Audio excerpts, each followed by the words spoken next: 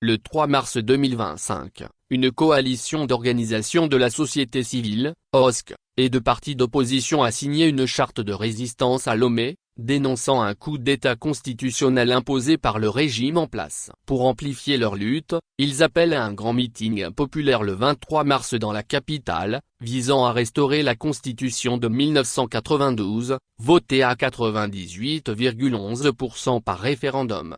Les signataires, dont l'AN, le FDR et des OSC comme Togo Debout, accusent le pouvoir de vouloir perpétuer 6 décennies d'accaparement illégitime via une nouvelle constitution adoptée sans légitimité. C'est un crime contre la nation togolaise, clament-ils, invoquant l'article 150 de la Constitution de 1992 qui autorise la résistance face à un tel coup de force. Leur objectif, remobiliser un peuple parfois usé par des années de combat. Jean-Pierre Fabre, leader de l'AN, fustige les incohérences du texte actuel. Un chef de parti, non élu par le peuple, peut dissoudre des institutions populaires. Et ça fait partie des incongruités de la Constitution. Paul Dodji Apevon, des FDR, insiste sur l'urgence. Qu'est-ce qu'on fera demain pour sortir de la bêtise, si ce n'est pas par des actions de ce genre, pour réveiller la conscience des Togolais? Pour David Ekwedos, professeur et membre de la coalition, il s'agit de stopper cette machine infernale qui a détruit la dignité du peuple.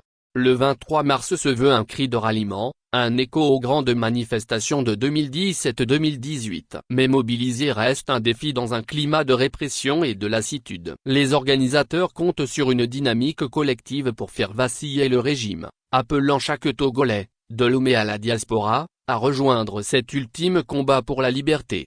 Actualité pays politique Togo.